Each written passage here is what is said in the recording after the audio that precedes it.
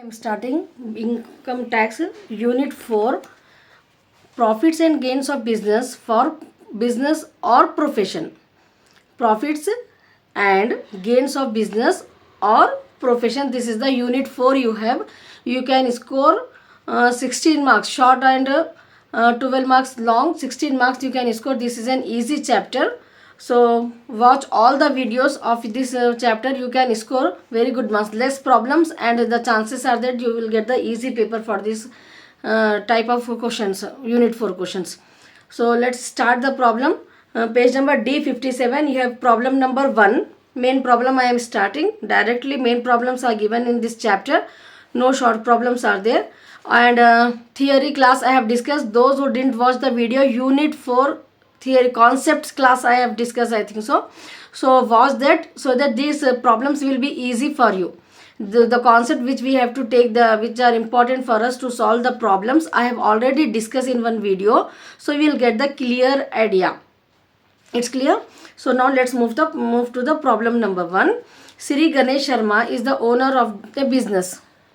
Sri Ganesh Sharma is a owner of a business. Following is the profit and loss account for the previous year 23 to 24. Compute income from business for the current assessment 2024 to 25. So in the given question, if the tax liability didn't ask, don't do that. So in some problem, be careful. If in the question whatever it has asked, you do that much only. So in this problem, computation of income from business it is asked. So just computation of income from business you have to calculate. Now profit and loss account will be given to you. You have to prepare profit and this computation of income from business. This is the pro forma. You have particulars, amount. Computation of income from business, where the SSC will be given to you for the assessment year 24 to 25. This is 24 to 25 you have to write. It's clear?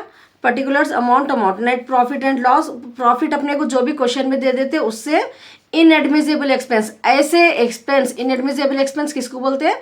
ऐसे expense जो आप लोग first year में profit and loss account पढ़े ना, वो salaries, rent, in revenue expenditure जो भी आते जो बिजनेस के रहते वो नहीं लेने का रहता. ठीक है, जो पर्सनल भी अगर उसमें इंक्लूड कर लिए, अब जो अपने को profit and loss account given रहता, in that what happened, the SSC debit some items which are not allowed by the income tax rule. In the practically in the business, what will happen? The income tax allowed, that means prescribed to the businessman that these are the expenditure you should not be debited to profit and loss account, and your personal expenses should not be debited to profit and loss account. This is the income tax rule, no? But even though to reduce the profit, some SSCs what they will do, the businessman what they will do, they will debited the expenses.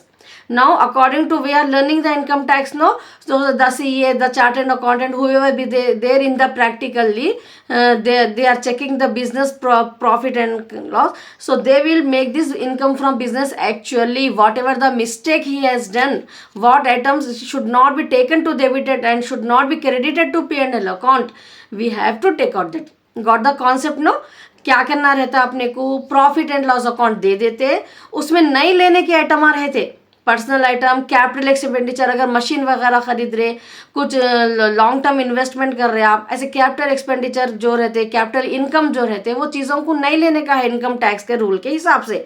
अगर SSC वो ले लिए तो अपने को अब क्या करना रहता? नेट प्रॉफिट से प्रॉब्लम शुरू करके इनएडमिसिबल एक्सपेंसेस, यहाँ पर आपको थोड़े एक्सपेंसेस जो है ना मैं दी, सो आपको वो लर्न कर लो आप लोग. ठीक है, अगर आपको लर्न कर लिया तो ईजी हो जाता, उसमें से ढूंढ के वो अमाउंट को यहाँ पर लिखते रहना. ठीक है, आपको trading account, profit and loss account, balance sheet के आइटम्स याद है ना, वैसा प्रैक्टिस करने से ये भी आइटम्स आपको ऑटोमेटिकली याद हो जाती है. डेबिट साइड देखते ही मालूम हो जाता कि ये आइटम्स को डेबिट साइड में नहीं लेना है, इनएडमिसिबल एक्सपेंसेस में आते ये बोल के. ठीक है, just do practice 4-5 problems, you will get the idea for that. Do all the whatever the problems I am explaining, these are easy, so easy I am saying, you know. If you have learned income from salary, income from house property, income from lot of things you have to remember in those units, but this is the unit where you can score very much in a less time of practice. It's clear? So don't leave this chapter. This is important. You will pass in the income tax if you watch all my videos. At least what I suggest, on April 1st, I will upload one video, the summary of all the units. That is important for you. Even though you are watching till now, no, that is the recap I am planning to do for the students who just joining. That means before the exams, those who started, no, for them especially I want to prepare that. I am planning that. So you people also who are watching my videos now, watch that video, recap video I am going to. That is important for you. If you write the pro forma, the tips, whatever I am giving you, you will pass in the exam. Those who are following my videos know, I am sure that you are learning so much. There is no chance of failure of exam. And if you are thinking it is so burden, then what you do, each type of problems you note down in your notes. That is the thing. 5 methods are, if in the problem 5 methods are, different methods are given, then what you do, you sit down, watch my videos. If one method is repeated, then one problem, 2 problems you do perfectly. Then third problem onwards, what you do, if you are feeling bored that again and again I have to do this long much problem, then what you do, whatever the important point in that problem, what is the new point in the third problem, note down third problem, fourth problem. In this way, what will happen, your time will be less when you revise during the exams time. 2 problems perfectly up. Suppose you are doing 4th chapter revision, what you do, this admissible expense, income tax under other heads, deductions अंदर this headings, what items we are taking, 2 problems की आप जो है सुनो इसको बगैर देखे कि पूरा प्रोफार्मा को ड्रॉ कर दो, ये अमाउंट्स नहीं डाल के, ठीक है। इनकम टैक्स में अगर आप प्रोफार्मा में भी डाल के वहाँ पर अमाउंट जो भी समझ में आ रहा डाल के 6 मार्क्स तो आ जाते हैं आपको आराम से. So no chance of failure if you follow all 5 units my videos. So at least I am requesting you people, those who are lazy, those who are not able to practice all the problems, lazy, and as well as the hard work students who are doing the job also, and they don't have the sufficient time to practice all the problems. What I suggest you, different 2 problems you do each unit, basic problems what we required in that, then after that 2-3 problems what new points are coming in that, like that you practice it. It's clear, no? So inadmissible expenses, income, if this is the 4 headings you have to remember in this: income taxable under other heads, deductions allowed as per IT rules, and one more will be come here, income added to the as per the IT rules. बल्कि यहाँ पर अपने को और एक ये problem में नहीं है, लेकिन 4 हेडिंग्स आपको रहते हैं, ठीक है ना? समझ में आ गया ना अपने को क्या करने का है? 4 हेडिंग्स रहते हैं अपने को. Now before starting the problems, already I have discussed, once again I will discuss you so that easily you can understand the problem. Profit and gains of business और प्रोफेशन में आपको एडमिसेबल एक्सपेंस लेना रहता. अब admissible expenses बोलते किसको? Proprietor salary. Salary अगर employees को दे रहे तो वो बिजनेस की इनकम एक्सपेंडिचर रहता. खुद अपने सैलरी बोल के निकाल रहे अगर तो अलाउ नहीं है, पर्सनल अमाउंट हो जाता वो, ठीक है, पर्सनल चीज़ों को नहीं लेना रहता. तो इनएडमिसिबल एक्सपेंस में proprietor's salary, interest on personal loan, personal जहाँ भी आया ले लो आप. इनकम टैक्स पर्सनल है, आपको प्रॉपर्टी का भी टैक्स पे करना रहता है, हाउस प्रॉपर्टी का, इनकम फ्रॉम अदर सोर्सेज. तो इनकम टैक्स जो आप SSC पे करते हैं वो उनका पर्सनल के जैसा है, ठीक है, बिजनेस से रिलेटेड नहीं रहता वो. ड्राइंग पर्सनली निकालते ना बिजनेस में से, तो ये भी पर्सनल है, इसलिए इनएडमिसिबल एक्सपेंस में आता. Repairs to building capital expenditure, ठीक है. ओन बिल्डिंग रिपेयर्स रेवेन्यू, अगर रेंटेड बिल्डिंग, अगर आपको क्वेश्चन में नोट डाउन दिस पॉइंट, जैसा मैं पॉइंट नोट डाउन बोलती हूँ वो पॉइंटों को आप भी नोट डाउन कर लेना. Take a pencil and paper, pause the video, ठीक है. ये चैप्टर को एटलीस्ट करो आप लोग. नोट बोल के जो मैं लिखती हूँ ना यहाँ पर, वो नोट को आपकी बुक में, आपकी हैंड राइटिंग में आप लिख लेकर रख लो, ठीक है. रेंटेड बिल्डिंग इनएडमिसिबल एक्सपेंस रहता. कब रहता वो? Own building repairs revenue expenditure. अगर प्रॉब्लम में अपने को रेंट भी दिए, मालूम हो जाता ना आपको, रेंट दिए बोल के रेंट रहता वहाँ पर, तो रेंट दे रहे उसके साथ साथ रिपेयर्स टू बिल्डिंग बोले तो कैपिटल एक्सपेंडिचर में आता.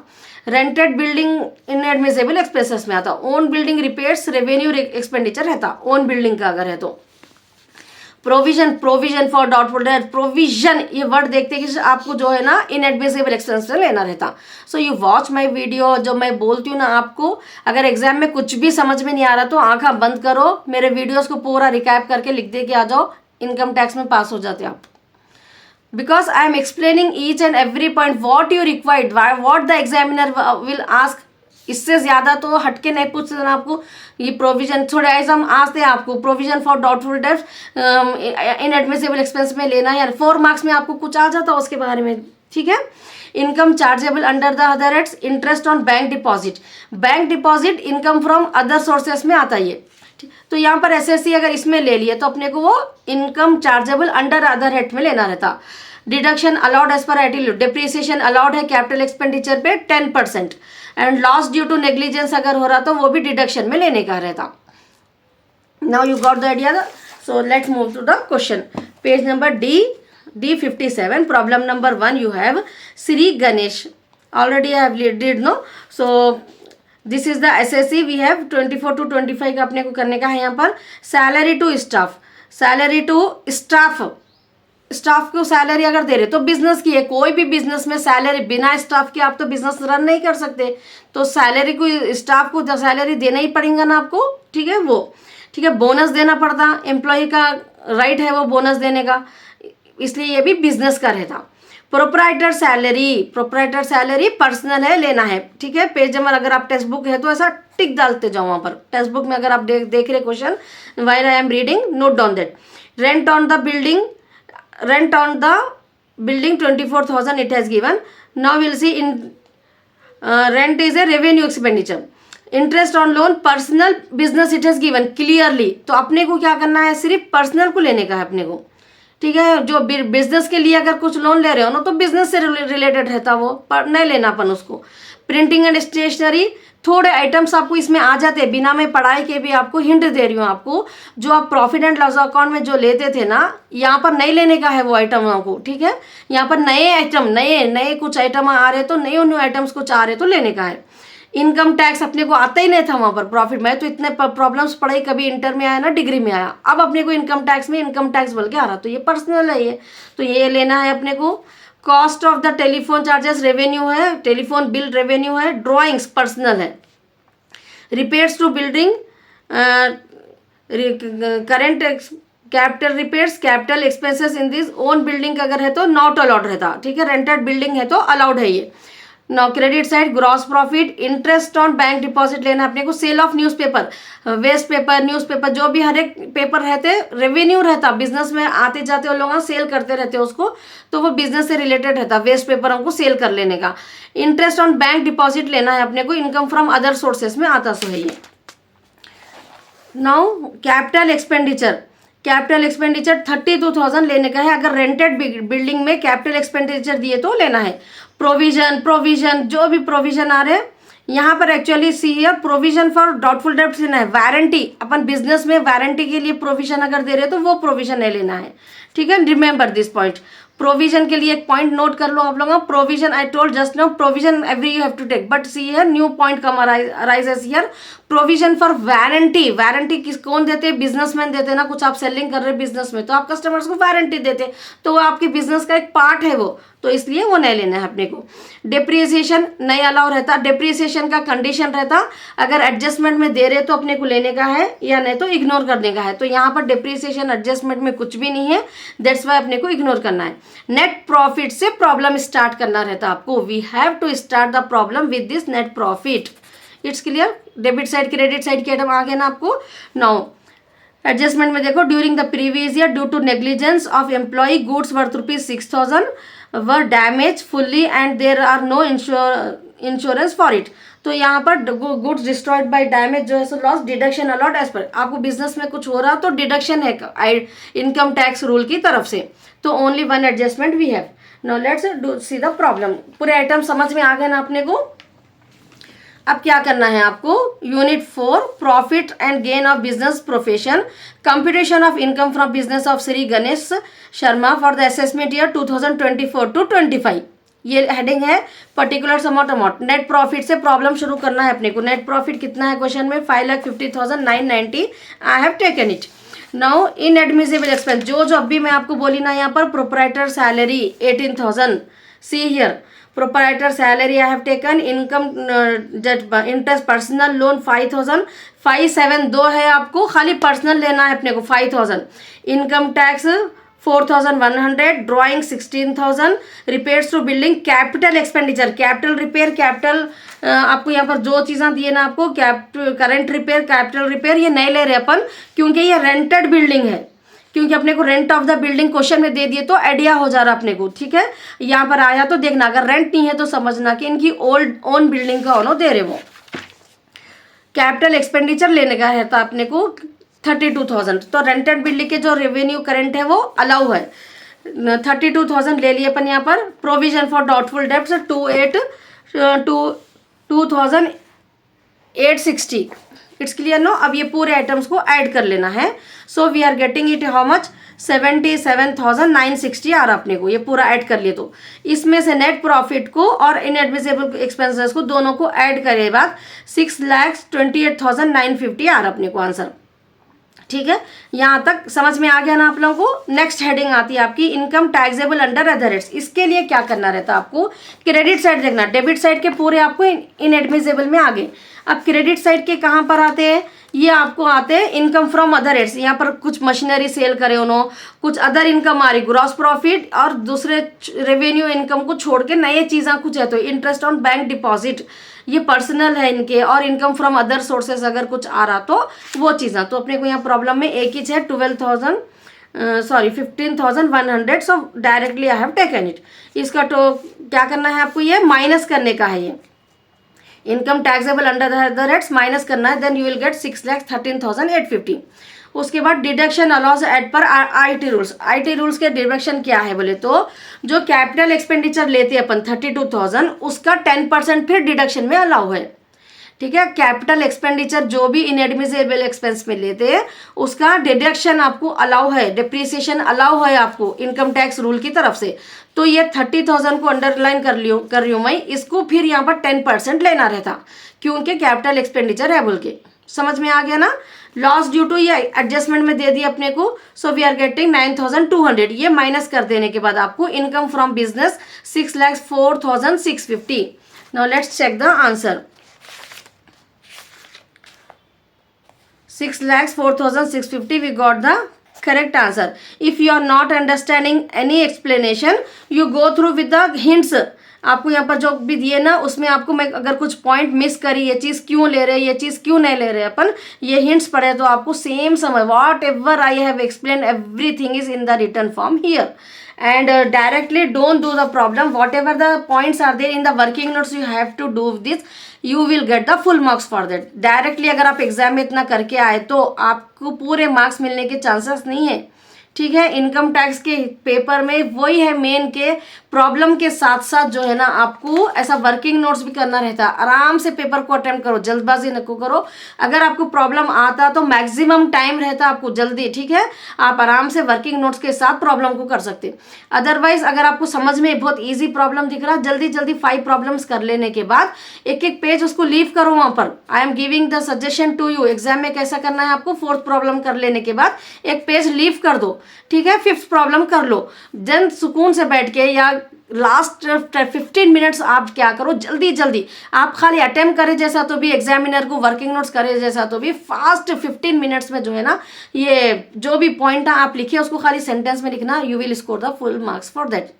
Got my point, what I want to say, working note जरूरी है। फर्स्ट प्रॉब्लम कर लिए आप, लॉन्ग प्रॉब्लम का बोल रही मैं आपको, फर्स्ट प्रॉब्लम कर लिए, एक पेज छोड़ दो, ठीक है, 1 पेज छोड़ दे के सेकेंड प्रॉब्लम में चले जाओ, सेकेंड प्रॉब्लम कंप्लीट कर लो। अगर आपको बिना क्या बोलते हैं आपके बिना एडजस्टमेंट के अगर आपको करने का कॉन्फिडेंट है तो, otherwise most of the problems we have to do, थोड़े चीज़ें अपने को नहीं आते ना करने के बाद ही अपने को, जैसा कि income from salary, income from house property, FMV वो ये तो करना ही चाहिए वहाँ पर, ठीक है। Specially 4th unit you can do like that, you leave the paper, move to the 5th unit, फिर वहाँ पर कर लेने के बाद आपका फास्ट अगर टाइम बच रहा तो जल्दी जल्दी ये पॉइंट्स को जो है सो वर्किंग नोट्स के जैसा लिख दो। चांस मत छोड़ो कि मार्क्स कहाँ पर आपके लूज होते, that's what I want to say to you.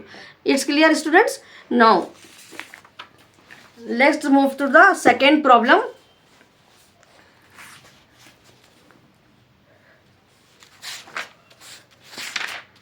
Second problem. Take out your textbook. While I am reading, note down your textbook. Those who have textbook, if you don't have the textbook, at least ask your friends if they have. Make the xerox of it. Be keeping the questions in front of you and solving the problem. It will be easy for you to understand in a perfect way. Now, following is the profit of loss account of Srimati Pushpalata.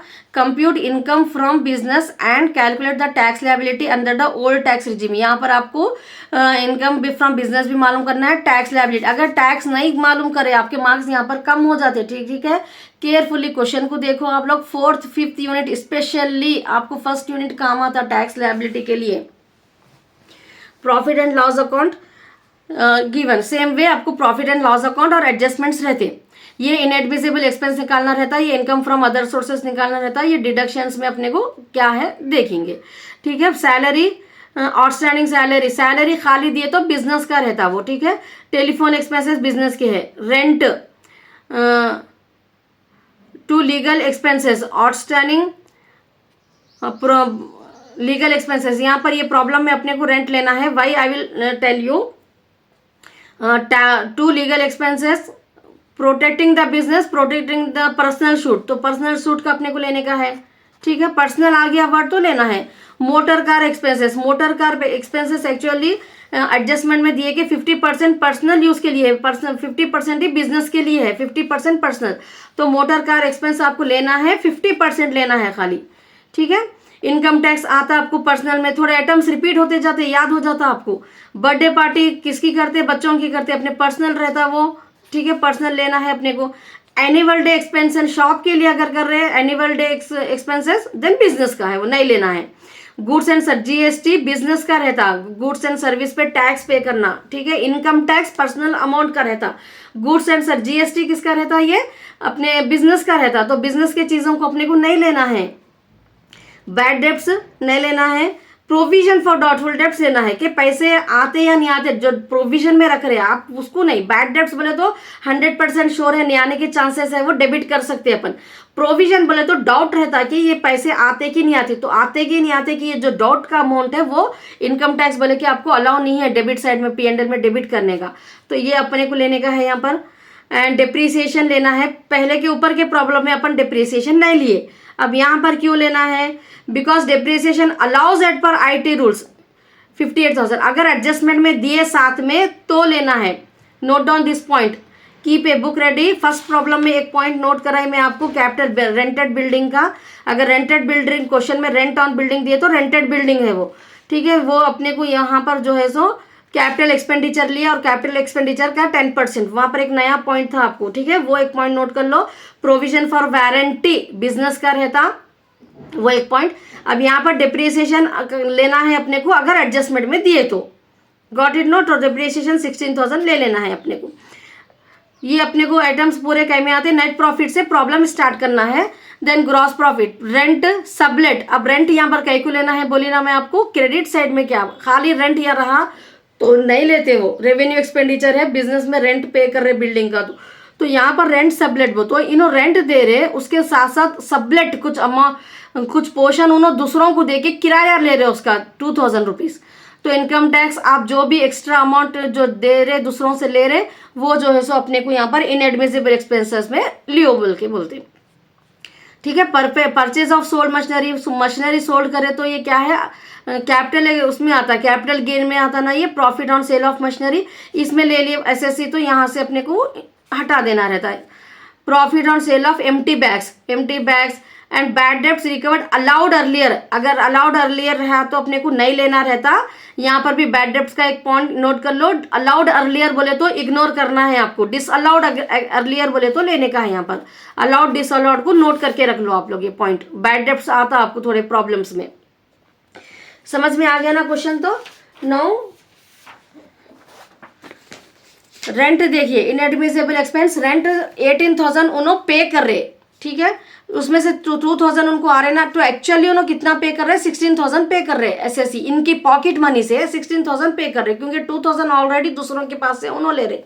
तो ये amount को 2,000 को अपने को दिखाना है.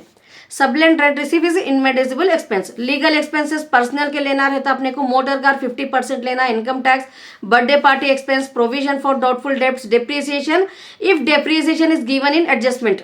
ऐसा आप लिख लेके रख लो, आपको बहुत काम आता है ये चैप्टर, आपको रिवाइज करते जब बहुत ईजी हो जाता। ठीक है। इनकम टैक्सेबल में अपने को profit on sale of machinery और depreciation allowed as per IT rule, depreciation given adjustment में लिए, सो अपने को अलाउ लेना है यहाँ पर। And one more adjustment, I think I did not read that, yes, depreciation 50% part of the sale is export of the good due to foreign exchange होते ना, करेंसीज में अप एंड डाउन होते रहते, उसकी वजह से जो है ना 21,000 लॉस हो रहा, so that also we have to take. Income from other sources 1,10,000, ये टैक्स लायबिलिटी के लिए अपने को यूज होता।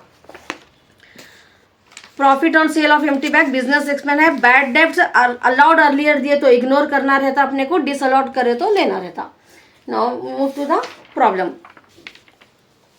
Computation of income from business for the Shri Pushpalata for the assessment year 2024 to 2025। Particulars amount net profit से problem start करना है आपको। नेट प्रॉफिट गिवन क्वेश्चन में यहाँ पर नीचे रहता है, देखिए 6,54,000, ये इससे प्रॉब्लम को आपको स्टार्ट करने का है। ले लिए अपन। ठीक है। पर्सनल सूट का 9,000, मोटर कार एक्सपेंसेस 44,000 है। देखिए आप 44,000 है ना मोटर कार एक्सपेंसेस, 44 का 20% 50% लेना है, क्योंकि 50% ही बिजनेस का है इसलिए। Income tax personal, birthday party, rent 2,000, provision for doubtful debt, depreciation. समझ में आ जा रहा ना कि बहुत इजी है ये chapter, you can score good marks, I hope so. So यहाँ पर ये पूरा का टोटल कर लेने के बाद नेट प्रॉफिट में इसको ऐड करना है आपको, यू विल गेट 7,23,800। इसमें income taxable under other heads, other heads में क्या है अपने को, profit on sale of old machinery. तो हर प्रॉब्लम में अलग अलग रहता है। इनकम ऑन बैंक सिक्योरिटी, आप लोग लिख के रख लो, income taxable under other heads. First problem में अपन क्या लिए लिख लो, ठीक है।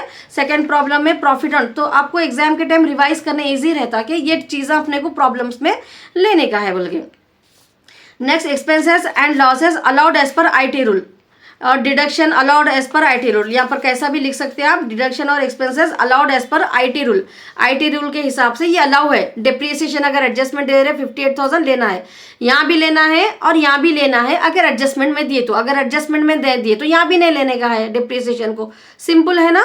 Loss due to foreign exchange rate की वजह से जो लॉस हो रहा है वो अलाउ है 21,000।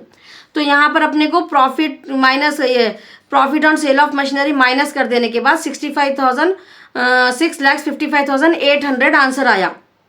ठीक है। उसमें से डिडक्शंस को, ये दो डिडक्शंस 79,000 हो रहे, माइनस करने के बाद income from business 5,76,800। Let's check the answer. Income 5,76,800। Now next we have to do tax liability भी मालूम करना है ना ये प्रॉब्लम में अपने को। तो इनकम 5,76,800 आ गया। आ जाने के बाद आपको income from business 5,70,000। Short term capital gain of sale of machinery जो देते हैं वो मशीनरी का, वो भी यहाँ पर ऐड करना रहता अपने को। इनकम फ्रॉम अदर सोर्सेस में जो भी देते ना अपने को, वो यहाँ पर लेने का रहता, जो भी शॉर्ट टर्म कैपिटल गेन आ रहा सो, मतलब टोटल एसएससी की इनकम जिस पे टैक्स पे करना रहता उनको। प्रॉफिट करे, मशीनरी सेल करे तो जो प्रॉफिट आता है कैपिटल गेन का, उस पर भी टैक्स पे करना ही रहता, इनकम फ्रॉम बिजनेस पे और इनकम फ्रॉम अदर सोर्सेस पे। ठीक है। Most of the students will get dot. ये अपन ऑलरेडी वहाँ पर लेने के बाद यहाँ पर क्यों ले रहे, क्योंकि वो तो वहाँ से हटाने के लिए ले रहे वो। ठीक है। ये नहीं क्रेडिट करना था, वह करे, उसको करेक्ट करने के लिए अपन वो करे, इनकम बिजनेस की इनकम को सही मालूम करने के लिए, इसलिए वहाँ पर लिए वो। यहाँ पर अपन ये टैक्स पे करना है तो उसको उनको देना ही पड़ता ना टैक्स इनकम, उसका वो इनकम का भी, तो टोटल इनकम के लिए ये ले रहे अपन। समझ में आ गया ना। स्लैबरेट यहाँ पर आपको लिखने का है computation of tax liability, taxable income, computation of taxable income assessment year 2024 to 25। This is the heading you have to write down, this are the table you have to prepare. So up to 2,50,000 कुछ भी SSC का अपने को as हो या अगर नहीं दिए क्वेश्चन में तो 2,50,000 सीनियर सिटीजन है समझ के अपन एजम्पशन करने का रहता। 2,50,000 नील रहता यहाँ पर। 2 लाख फर्स्ट जो अपन टैक्स लायबिलिटी करें ना वही मेथड, 2 2,50,000 1 से 5 लाख तक 2,50,000 इनकम होता, 5% 12,500, 5 लाख 1 से बैलेंस 2,54,800, यहाँ तक 5 लाख तक ले लिया अपन। ये बैलेंस निकालना बहुत जनों को मुश्किल होता। देखो यहाँ पर तक 2 स्टेप जो करते अपन 5 लाख तक की इनकम का देख लेते। अब देखना है अपने को 5 लाख से 10 लाख तक रहता। अपनी इनकम अगर 10 लाख नहीं है, 10 लाख से कम है, तो यहाँ टोटल डाल लेना अपन, ठीक है, 7,50,000। इसमें से 5 लाख का अपन ऑलरेडी निकाल लिए ना, माइनस कर दिए, तो आपको बैलेंस आता ये, ठीक है ना, ऐसा बैलेंस आता आपको ये 2,54,800। उस पर 20% पे करना है, सो 50,960। तो total tax on total income 63,460। Health and education cess 4% तो ऐड करना है ना सबके लिए। So after adding this we are getting 66,000 tax liability. Check the answer. 66,000 we are getting tax liability. That means we have done correctly. If your income from business is correct, then tax liability also you will get the correct answer. So all the best. Write well into